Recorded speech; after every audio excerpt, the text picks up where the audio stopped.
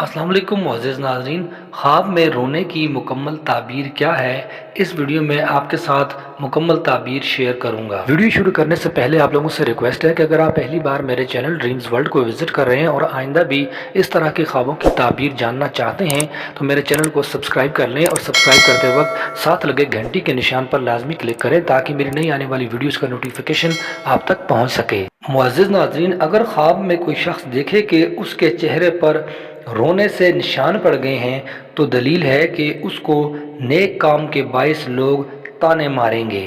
हज़रत इब्राहीम करमानी रहमतुल्लाह अलैह ने फरमाया है कि ख्वाब में रोना साहिब ख्वाब के लिए खुशी और हक ताला की बख्शिश है। अगर ख्वाब में कोई शख्स देखे कि गुनाह या किसी इल्म के महफिल या कुरान मजीद पढ़ने में रोना आया है या और मौका पर जो उसके मुशाबे है तो खुदा ताला के करम पर दलील है जो अपने फजल से उस पर रहमत करेगा और उसके गुनाह बख्शेगा। और अगर देखे कि रोया है और आंसू उसकी आंखों से नहीं निकले हैं तो दलील है कि गुज़िश्ता काम के ना करने से अफसोस करेगा और तौबा करेगा। और अगर किसी किए हुए काम की मुसीबत पर बग़ैर नोहा और जारी के रोया है दलील है कि शादी खुशी और राहत देखेगा।